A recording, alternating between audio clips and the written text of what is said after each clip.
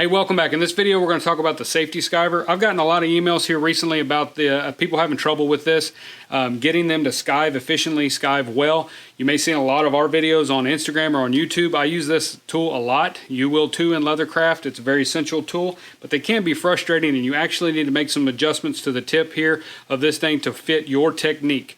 So I'm going to show you in this video right quick how to do that. Real quick, they do not make one of these in a left-handed version. They only make the one style. If I'm wrong on that and somebody knows who's selling a left-handed version of one of these, please comment in the description so that we can help those that are left-handed.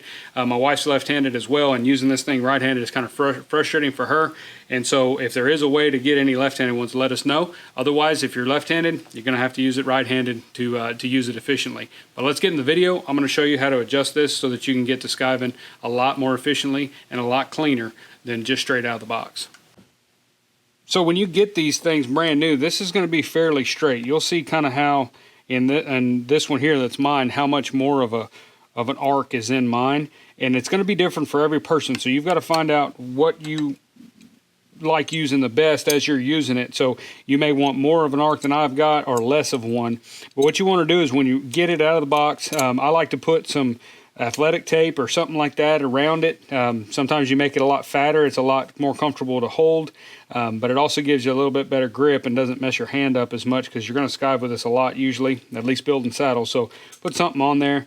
But then when you get it out, just begin to grab it on this side here, and you can kind of begin to bend this. Be very careful not to break it here because they will break. Usually whenever they fail, they're going to break right across here. So you want to be real careful. You always want to crimp on this side here, but if you have to grab here to kind of get it bent where you want, just be real careful because you can crimp this side down too much and the blade won't go in there. Maybe grab it from this other side or maybe from right there where you need the blade to stop anyway.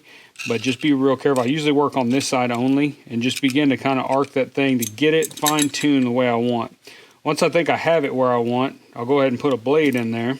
These use just the little injector blades, injector razor blades. You can get these from Maker's Leather Supply. You can buy them online. You can sometimes get them at the drugstore.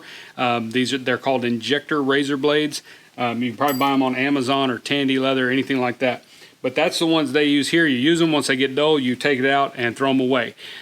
And I always like to push a blade up with an awl, so get it started, and then be sure it's in there far enough before you start pushing on it, because if that end comes out, they can fly out and hit you in the face. So just be real careful when you're putting them in. That's usually any time I've gotten hurt with these, it's been with taking the blade out or putting the blade in. They'll flip out of there. So then you get your blade in place, and then I've got a set of riggings here that I'm working on skiving, and I'll go ahead and test it and see.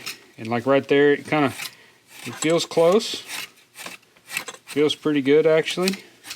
But if it felt like it wasn't grabbing enough, or maybe it's grabbing too much, like right there, it might actually be grabbing a little bit too much, I can come over here and I can bend it back out and kind of begin to just fine tune it, and that'll give me a little bit more control. Okay. And like I said, every knife for every person is going to be different. You just got to start playing with this thing and kind of fiddling with it to get it where it skives good for you. And then once you get it where you want it, don't ever touch it. Like don't ever bend on it if you can. I've usually about one every 5 years, one of these will break on me, and I've got to start all over, and it's very frustrating because they'll break right here at the base here, and then I've got to kind of reset a new one to fit what I do. And it's just the nature of how your hand works when you're skiving. You know, how your angle and what's comfortable for you and that kind of deal. But that's what you're going to want to do. So, but I just wanted to show you guys that. That's just a real quick tip on these safety belters, because we had some questions, people saying theirs isn't working, they can't hardly skive with it, it's very hit or miss. You can get you some pliers and begin to just kind of tweak that and bend this thing and give yourself a little bit more arc in that and fine tune it to fit your style of skiving, and I guarantee your skiver will work a lot better and you'll find yourself using it a lot more. I appreciate you guys, and we'll see you all in the next video.